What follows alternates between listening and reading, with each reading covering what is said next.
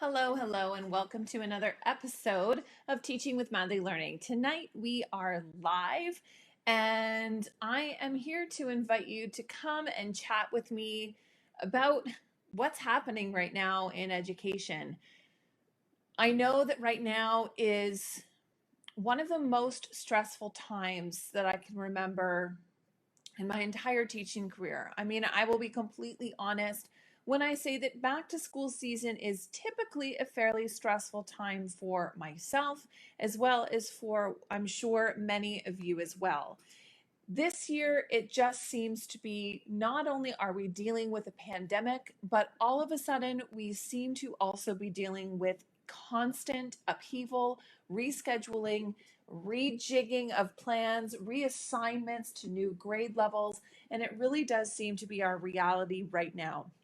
So if you are a teacher, if you are being reassigned, throw in the comments what exactly has been happening to you, because it's happening to you and it's also happening to our colleagues, where we probably thought all summer long we were teaching one thing and we find out or are still anticipating to find out whether or not our jobs have completely changed, whether we're going to be in the classroom, we're going to be in a support role, whether we're going to be in online learning, whether we're going to be in the school, outside of the school. All of that has changed. And the reality is that we don't know what's going to happen.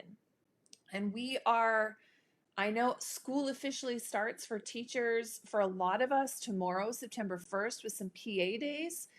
But school doesn't really officially start in my mind until students are in schools. And thinking about what day that's going to be, for me, that's where I'm mentally looking forward to and saying, okay, that's the day that we need to have something ready for.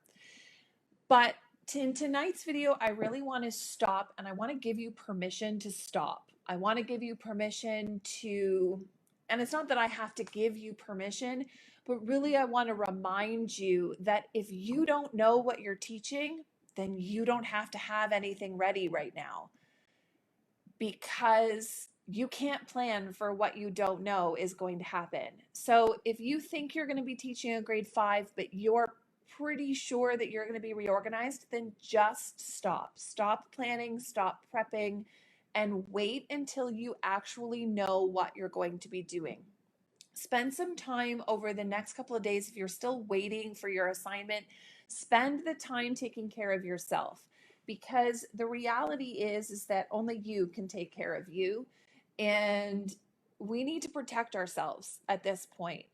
If you're like me, you can get yourself completely worked up, not sleeping, find yourself having random anxiety attacks in the middle of dinner with your family for no unknown reason. And it often comes down to that fear of the unknown and fear that you're going to walk into a situation that you're not prepared for. But the reality is that, so I convince myself and I tell myself that I'm not ready and I need to have all of these things planned and I need to be hyper organized. And if I don't, I start to panic. And that's when the anxiety attacks step in. But the thing is that I need to check in and have a conversation with myself. I need to kind of label that anxiety and I need to have a conversation with it. And I need to say, you know what, the reality is I can probably walk into any classroom and I could probably wing it. With no plans and no direction and nothing to do, I could probably fill an entire day with stuff. And if I need to do that, I can do that, because I do trust in my abilities. And I do trust that I probably have a bag of tricks that could at least pretend I know what I'm doing to give me enough time to grab something to do. And that is my real reality. My reality is that I could walk into a classroom and I could wing it, or at least long enough until I could gather something together. I could fake it until I make it. Is it ideal? Is it going to be the best quality of education that my students are going to get? No. But they also haven't had school for 5 months, and I just need to remember that we aren't given enough time to be 100% ready. We're not given enough time to make sure that our bulletin boards look like the one behind me. Like, that's not, my bulletin boards would not look like that, because I don't have the time to get them ready. I'm walking into a new position in a new school. I have no idea what the space I'll be working in looks like. I have no idea what resources are there or anything. And it's not going to look at anywhere close to what I would normally have it looking like and ready for the beginning of the year. And I need to let that go. And I'm sharing this with you because it's my hope that if I share kind of my own struggles with what I'm dealing with, that maybe that resonates with you. And maybe there is a piece where you might be feeling the same way. And it's my hope that by me sharing this information with you, that maybe it gets you to think about how you're thinking about getting back to school. I'm kind of looking at it this way, is that I might not be ready. And I found a very dramatic, I will be honest, it was very dramatic, and it had nothing to do with education, but it was by Gary Vaynerchuk, who often talks about social media. If you've ever caught him online, he's very extreme in most cases. However, this one really kind of helped me to reset how I was thinking. He said, when things aren't going your way, and he was specifically talking to somebody who was on TikTok who was getting insulted on TikTok in the comments. But he said, when things aren't going your way, we often get so down on ourselves and we think it's like the worst thing ever. He goes, but in reality, think of the people you love the most and imagine that they are no longer with you, that something horrible and horrific happened to you. Like I said, this is pretty extreme. But if you were going through that right now, would the fact that you weren't prepared to walk in your classroom be as big of a deal? And I think that helped me put it in perspective. Yes, going back to school this year is definitely going to suck. And just because I'm not feeling as prepared as I normally am.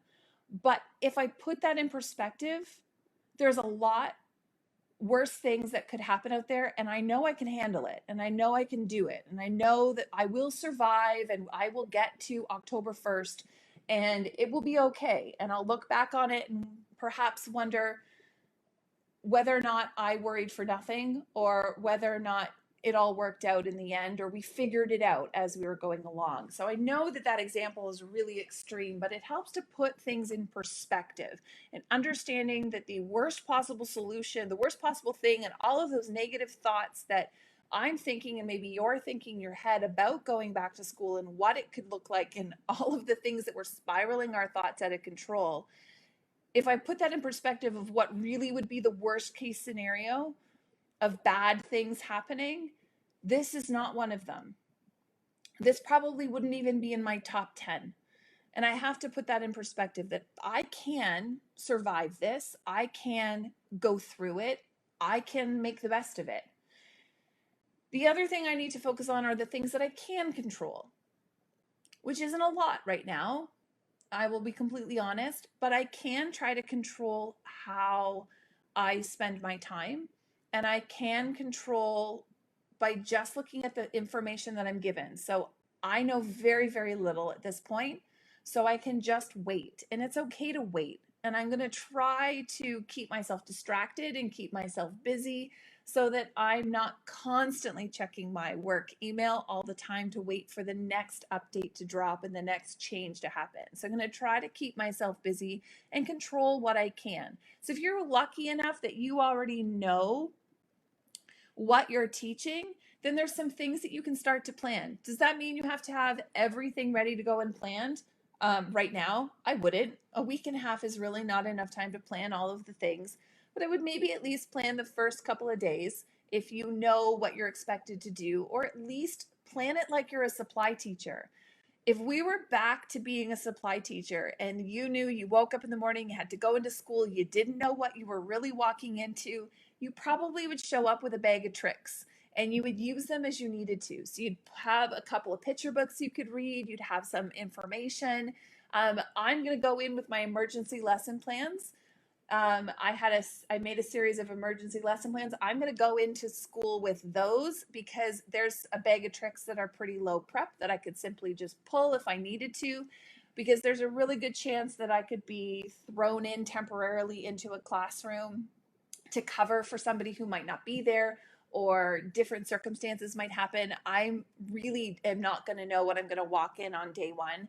So I'm going to be prepared with some things that I could just pull out of my bag of supply teacher tricks. So I'm going to rely on some of those and get those ready so that if I do have extra time, I can have an activity, because I don't know how much time we're going to be spending on COVID procedures and planning and routines. I don't know how many times I'm going to actually have to like plan out the things that are happening in the school. So I'm going to come in and kind of go, worst case scenario, what am I going to have put together?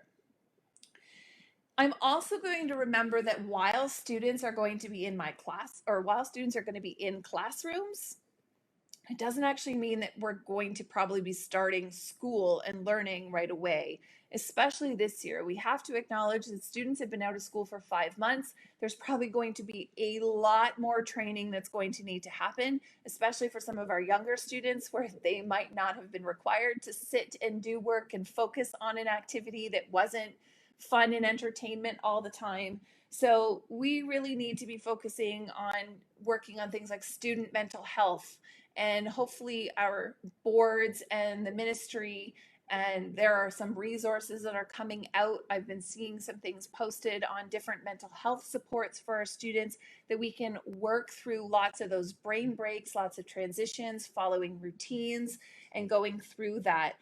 And then the reintroduction to school is going to be another key, where getting them to understand the routines and just, even getting used to the bells again and understanding the time period and doing math and listening when someone's talking to you.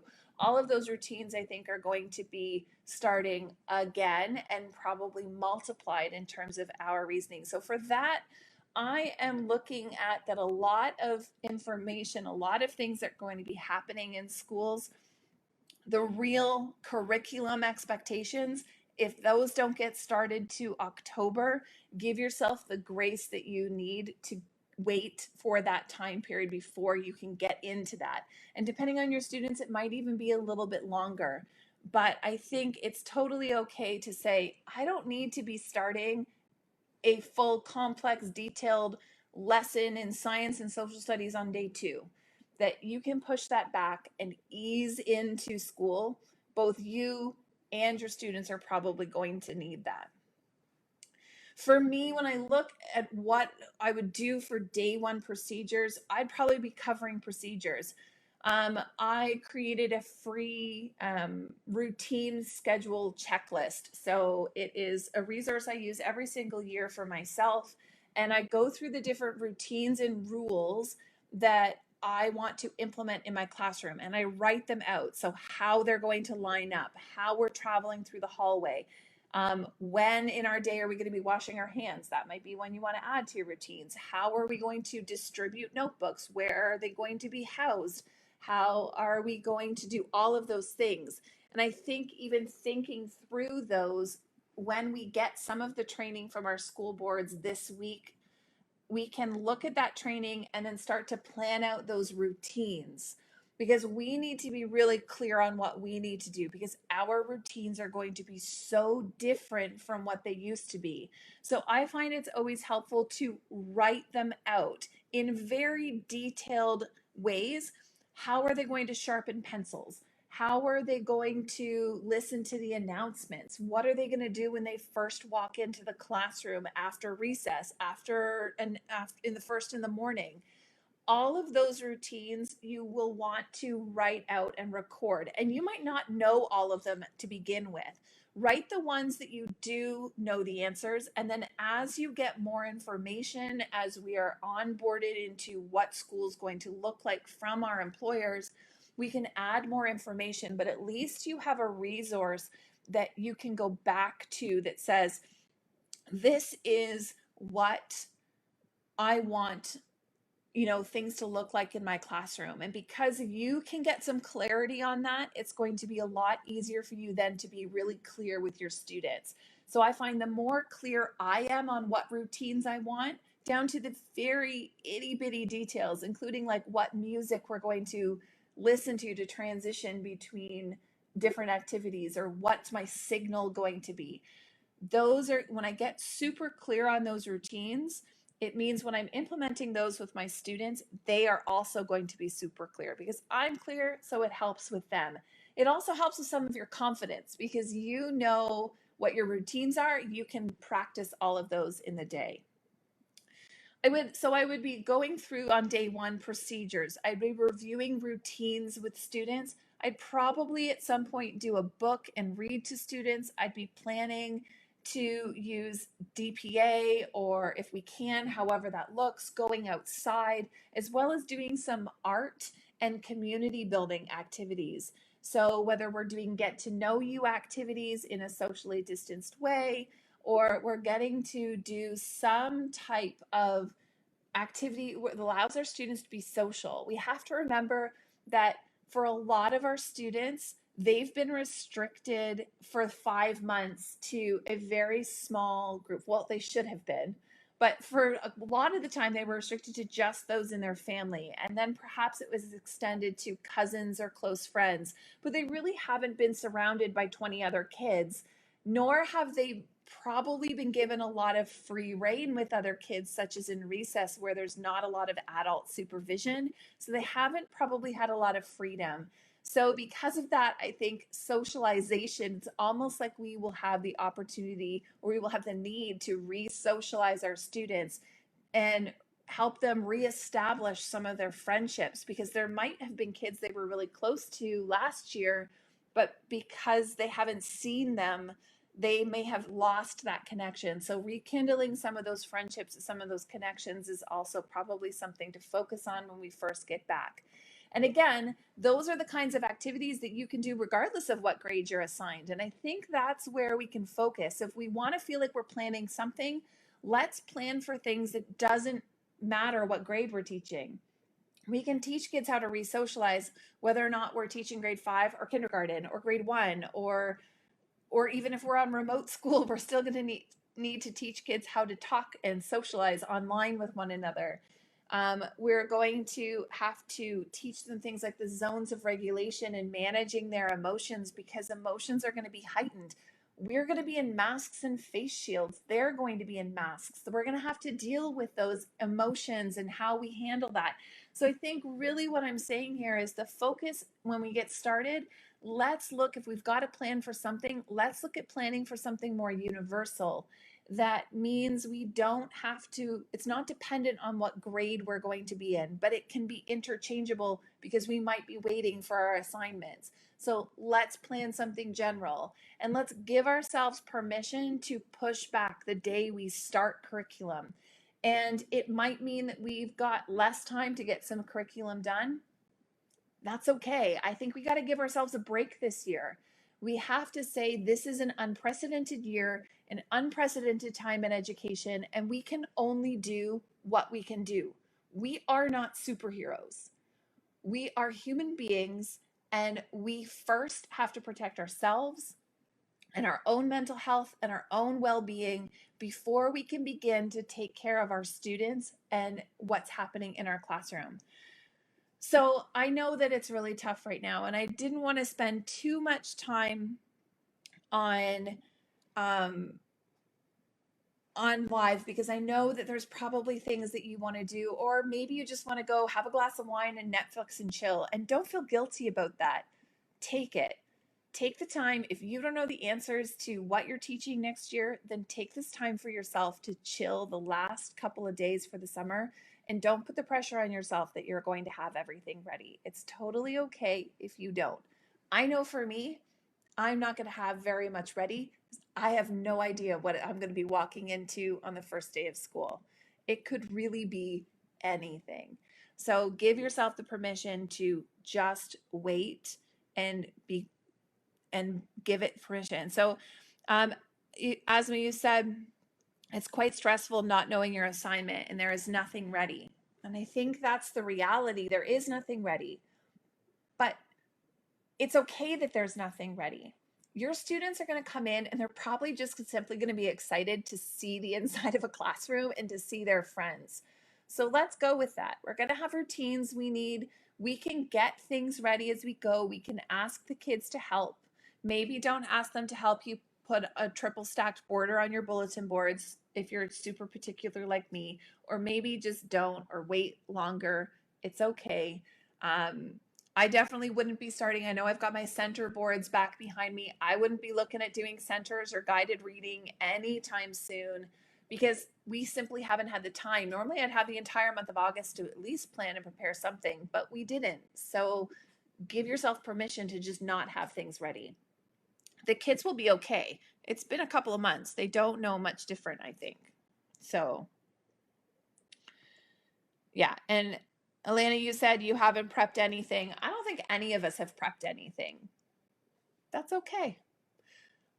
I think in my teacher bag of tricks will be a book, some art activities that require a piece of paper and a pencil, not coloring because I don't know which kids are going to come in with coloring and which kids aren't, but it's going to be a pencil paper art activity.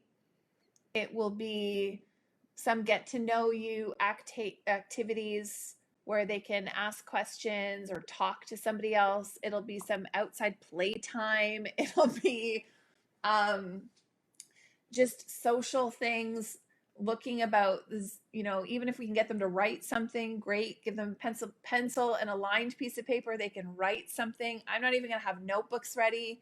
Like, I wouldn't do any of that. I think all of that comes in time. And also, you can get your students perhaps to help you with some of that as well. So that's totally okay. And it's okay that we don't know what's happening.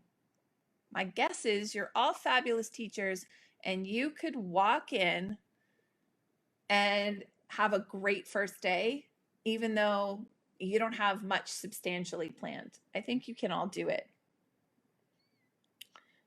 Washing our hands most of the day. Exactly. I think we will be washing our hands most of the day. So because we're going to be washing our hands most of the day, Kay, then we can practice washing our hands. In fact, I bet you that's probably going to be a really good lesson for day one is how to wash your hands. What song are you going to sing in your head? Not out loud because we don't sing out loud anymore, but what song are you going to sing in your head while washing your hands, and how are we going to do that, and what's that going to look like? And I think that's really going to be what our first day is going to be about. Just today you agreed to switch your assignment. Instead of a 5-6, which would have been your first time doing that, you're now doing English for 2 FI classes in library. Jennifer, I think you contacted me about that.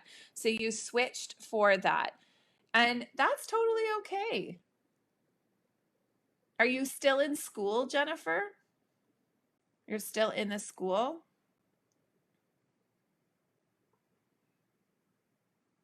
Or are you doing it distanced?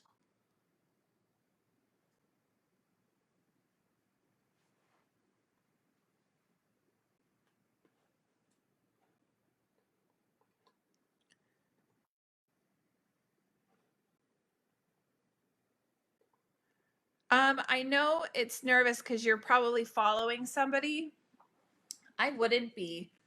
I wouldn't be nervous. I think you're going to have to make it your own. Sure, she may have left big shoes to fill. Take her shoes, put them aside, honor them, but create your own shoes. Don't let the ghost of somebody else impact your value as a teacher. So you can create your own space, and it might help by changing things up. So if you're working in the library and it still looks a lot like her space, maybe take some time over the first month of school to change it up and make it feel like yours. So it feels like you're not really stepping in to try to be her, but you get to redefine what it means to be you in that position. And I think that's totally okay. Amazing teachers come and go in school systems, and it's really hard to walk in and fill the shoes of somebody else. I wouldn't try. Be your own person and make it your own. And in all reality, people will love you, and they'll like her and they'll love you, but they won't hate you because they loved her. I think they have enough room in their heart to love both of you. If maternity leaves taught me anything, it's that us teachers are easily replaced, and as much as they love us, they love our replacements just as much, and there's no love lost. They love both.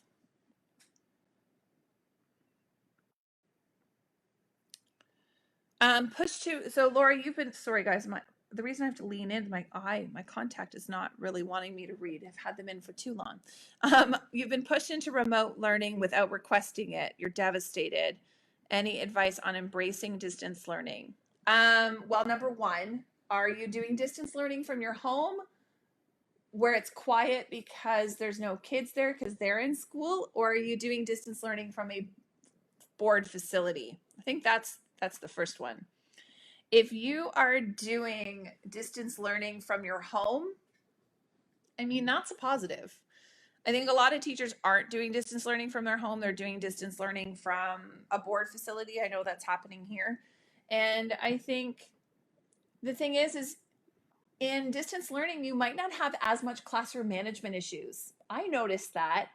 It also, in the spring, I noticed I did a lot of synchronous learning. I also noticed we could get through things a little bit faster, especially in guided instruction. So I did whole group and I also did small group synchronous learning. I'm really hoping they let distance teachers do small group synchronous learning instead of having synchronous learning with a whole group all the time, but they let you do some small group activities with your students because you can just focus on the kids in your small group and you don't have to, like in a normal classroom, when you have small group instruction, you're doing your small group instruction, but you also have to deal with the 25 other kids that are supposed to be keeping busy. So you're only really half focused on what's happening in your guided lesson. When you do synchronous learning with small groups, you have that entire time to really focus on just your small group learning. So if there's one blessing with distance learning or with synchronous, asynchronous teaching, is the classroom management piece is a little bit easier in my experience. And if you can do small group instruction, you can actually get a lot more done in less time because you're not dealing with all of the other kids while you're doing small group learning. So there's that. If you've got to look for a positive, I think that's a positive. I would encourage you for distance learning to absolutely not turn everything into a Bitmoji classroom and go like super crazy on that trend. I know they're lovely and they make us feel good. I did a whole video. The last two videos were kind of on that I did the last couple of weeks, but I would go super simple. It doesn't need to be overly complicated either in order for you to do distance learning. It's just going to add more work for you too.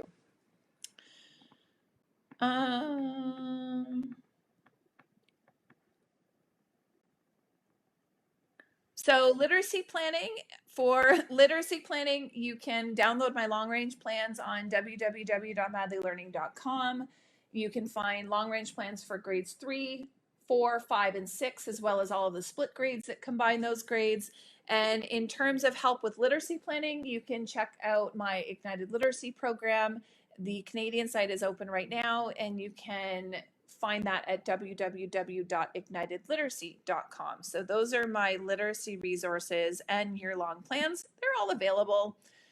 You can find those there. Yeah, there probably isn't going to be carpet time. There's guided reading is going to look different. We can still do guided instruction. Guided instruction is not dependent on where we sit in our classroom. Guided instruction, in essence, is where you have the students doing and the teacher monitoring and supporting. So if you can at any point in time in your class give a higher level of support to students who are working on an activity, that's guided instruction. And you can do that at their desks. So you don't necessarily need to have a carpet or have a guided reading horseshoe table in order for it to count as guided reading. Guided reading is not dependent, or guided writing or guided instruction is certainly not dependent on a horseshoe table. It's the act of the teacher giving more support than they normally would during independent work and helping to guide students as they're working on a task. So we can do it. You're using Seesaw, so you made it so much easier in remote learning. Yes, we can't use Seesaw anymore. We're restricted. Unfortunately, we're not allowed to use Seesaw. Unfortunately, that's the sad thing.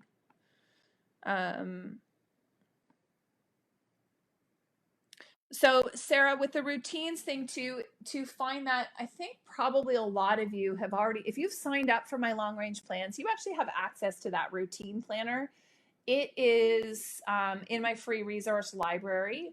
So if you go to, if you're in Ignited Literacy, you already see that. But if you go to www.ml-go.com/library, so I just put the link up there for you all. Maybe if it shows up. It's in the comments. There we go. I'll add it to the broadcast here. So if you go to this website, www.ml/go.com/library, okay, that does not say library. I literally cannot see out of my left eye, so I apologize. I'm like blind in one eye. So yeah, that says library, not, I know there's like a 4 in there, so I don't know. So it's supposed to be library. My apologies. Maybe somebody who can see today can retype. Oh my goodness. It's been a long day, y'all. It's been a long day. So that is the library. If you've already signed up for the long range plans or anything, anytime you get an email from me, you actually already have access to that. So you can download teaching independent work. There's a whole bunch of freebies on there. So it's not paid, it's all free. Thank you. Somebody put it up there for me so that we can read. Oh, it's helpful. Okay, so there we go. So it's there and you can download. If you don't have access to there, so if you try to log in and you're not part of my email list, you simply can just go download one of the freebies on my website and you automatically get access to that. So it's there, and then you can plan out your routines however they are meaning to be. I always find it helpful. I literally do it every single year because I change my mind on different routines. So I do it every year about that. So I would highly recommend, and if you don't want mine, there's different routines things. Just write out every single routine that you could possibly think of, from the smallest thing. Like I will often go through in my head the minute they walk, the bell rings and they step in line. What are all of the things that they need to do in a day? How do they do this? How do they do that? How do they get notebooks? What notebooks do they pull out? How are they labeled? Where do they hand them in? All of that. I try to think of all of those things and I actually write out exactly what I want them to do. It's very helpful because then I can communicate that to them, which is nice. Oh, I can see it on my left eye again, sort of. That's good. We'll see how long that lasts. Just scrolling up to see what other people have been saying in the comments.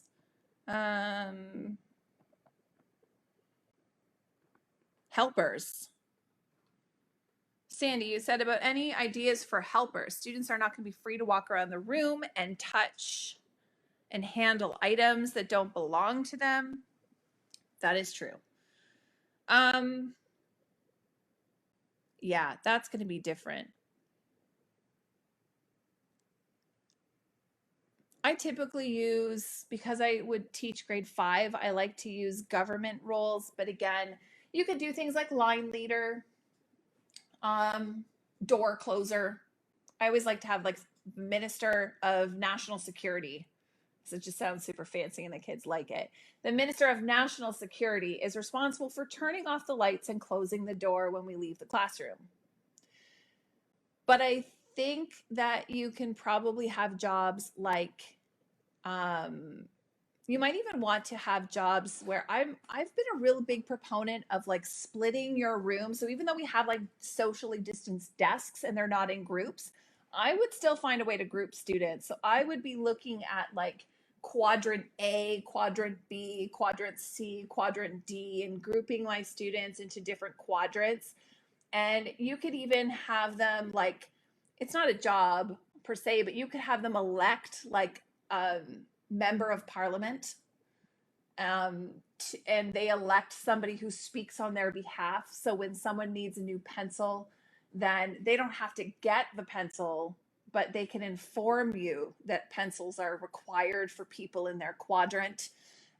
You can make sure that their quadrant is responsible. You can have somebody within their quadrant that's not responsible for cleaning and picking up the things and stacking the chairs, but responsible for reminding others to clean up their space and to stack chairs, or however that's going to look. But if you're thinking of, you want like leadership roles, not necessarily task-based roles. And I think that's maybe a way to get them involved in leadership opportunities without necessarily like doing the touch things and handing things out, paper passers, collectors, because we can't really do that. I also am a big proponent of having students do the date because I hate doing the date. So I would still have somebody do the date for me because that's just, I can give them a special marker that's just theirs. So they would still do the date. You might even be able to have somebody do your agenda if your agenda is laminated and could be sanitized. So somebody could come in, if it was one person's job, maybe they could do it. I mean, that's really going to have to be based on the limitations. But I would think that there's probably some jobs. But in terms of jobs, I would be focusing on leadership opportunities. Thinking it like roles of government, like the Minister of Education doesn't really do anything in education. He just talks a lot about education. So, like, if you think you could probably have people in your classroom that would be leaders, not doers. Maybe that would be a way to get around that and still have jobs. I like giving kids responsibility, but I don't necessarily need them to be like sweeping the floor.